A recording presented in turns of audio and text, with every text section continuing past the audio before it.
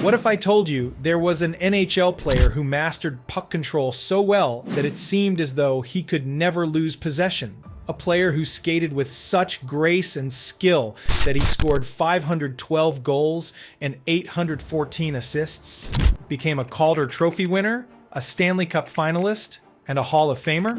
This player is, of course, none other than Gilbert Perreault. To find out how he was able to become one of the most skilled players of all time, despite playing for an expansion team, we need to go back to Victoriaville, Quebec in the early 60s. If you love hockey history, you're in the right place. Hit subscribe right now because we post new stories about legendary players. Alright, now let's see how a kid from Victoriaville became one of hockey's most exciting players ever.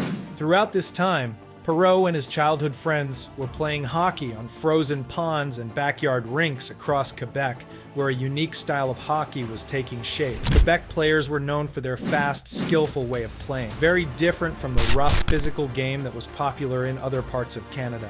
This style was exactly what the NHL needed, as the league was growing bigger in 1970 with two new teams joining, the Buffalo Sabres and Vancouver Canucks. Back then, expansion teams usually struggled badly in their first few years because they had to build their teams from scratch.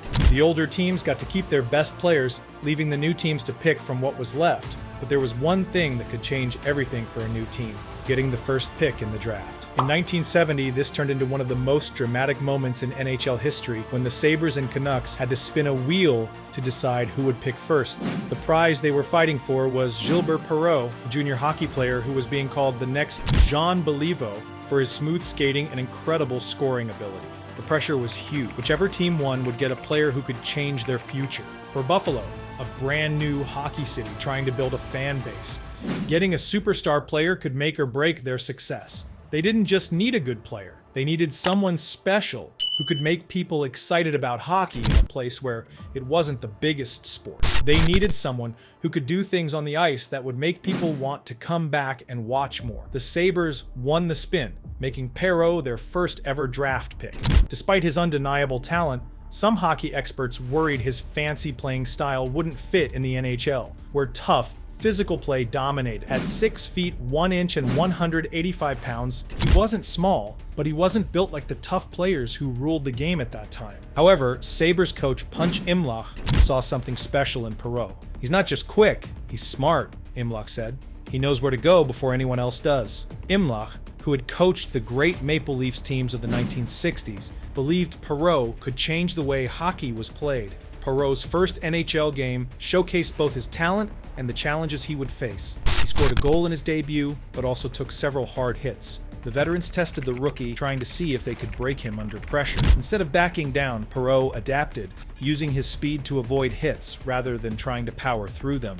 Early in his rookie season, Perreault struggled. The physical play was wearing him down, and the pressure of being the face of a new franchise was immense. The Sabres, as expected, were losing many games. Perreault felt personally responsible. That's when his teammate Eddie Shack, known as the Entertainer, stepped in. Eddie showed me how to be a professional, Perreault later said. He taught me that you can work hard and still enjoy the game. With Shack's guidance, Perreault regained his confidence and returned to his natural game, using his skill and speed to create scoring chances. By the end of his rookie season, he had scored 38 goals and added 34 assists. Impressive numbers for a first-year player on an expansion team. He won the Calder Trophy as Rookie of the Year, proving his style could not only survive in the NHL, but excel. Perreault's first big moment in the NHL came with the French Connection line. The Sabres put him together with Rick Martin and René Robert, creating one of hockey's most exciting lines ever. All three players were French Canadian, and their chemistry was instant. They didn't just play together, they seemed to read each other's minds on the ice. In their first game as a line in 1972, they scored 5 goals against the St. Louis Blues. Perreault led the way with 2 goals and 2 assists. Buffalo fans went crazy, and suddenly everyone was talking about this new line. The local newspaper called them the French Connection after a popular movie at the time, and the name stuck. In just their second season, they had something special that no other team could match. The French Connection wasn't just scoring goals, they were doing it with style. Perreault would dance through defenders, Martin would snipe shots from anywhere, and Robert would always be in the right spot at the right time. Their success changed everything for Buffalo hockey. Home games started selling out, Kids in Buffalo started copying Perreault's moves on frozen ponds. Even fans who didn't know much about hockey could appreciate how special this line was. The French Connection turned Buffalo into a real hockey city. For Perreault personally, this was his moment to shine. He wasn't just a good rookie anymore. He was the center of one of the NHL's best lines. In the 1972-73 season, his first full year with Martin and Robert, he scored 88 points in 78 games. Teams started planning their whole game around stopping the French Connection, but most nights they couldn't do it. This success proved that Punch Imlach was right about Perreault all along. His skilled style wasn't just surviving in the NHL, it was changing how the game was played. Other teams started looking for their own skilled players who could create the same kind of excitement. Despite his early success with the French Connection line, Perreault faced new challenges as teams started to figure out how to stop him. Coaches assigned their toughest players to hit him whenever he touched the puck, crowding him and denying him space to use his skills. The 1973-74 season was especially tough. In one game against Boston, he was checked so hard that he couldn't play for 2 weeks. When he came back, he wasn't the same player. His focus shifted to avoiding hits, affecting his natural game. His scoring dropped, and people began questioning if he could handle the NHL's physical style. "I had to make a choice," Perreault said later. "I could either change my whole way of playing, or I could learn to be smarter about when to use my skills." He spent hours studying other great players like Jean Beliveau and Stan Mikita, learning how they dealt with physical play. He realized they maintained their skills while getting better at picking their moments. Perreault worked with his line mates to develop new strategies. Instead of trying to skate through entire teams, he focused on quick passes and finding open ice.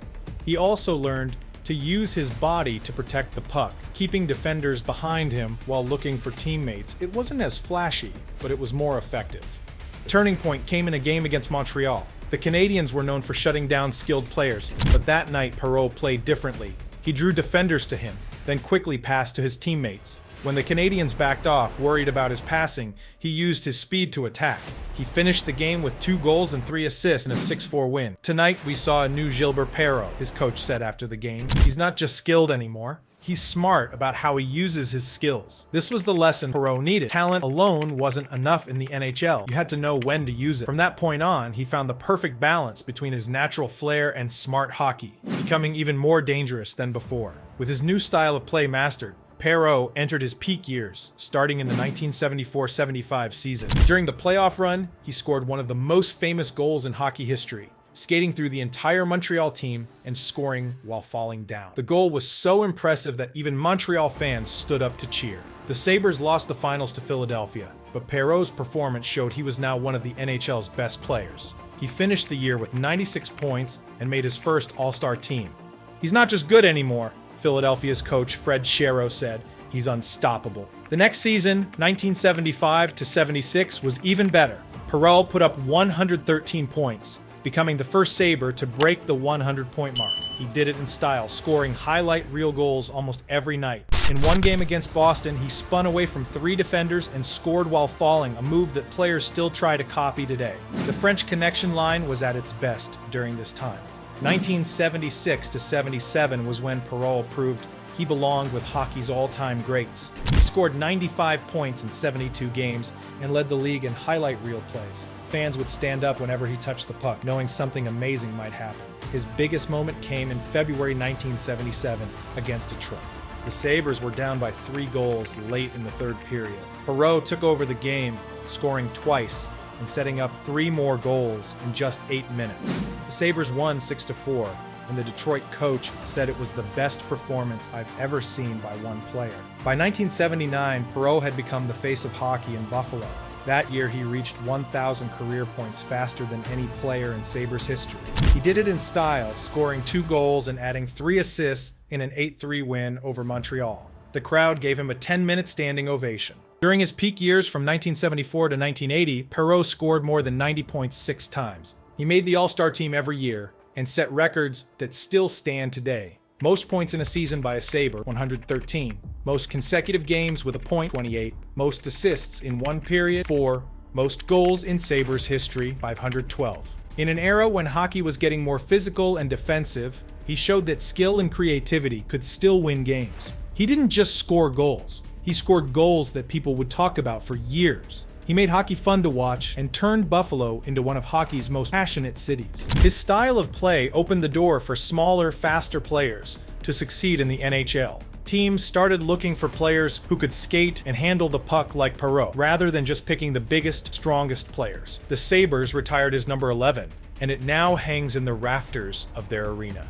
Even today, when people talk about the most skilled players ever, Perreault's name always comes up. Wayne Gretzky, the greatest hockey player ever, said watching Perreault helped him develop his own style. His biggest legacy might be what he did for hockey in Buffalo.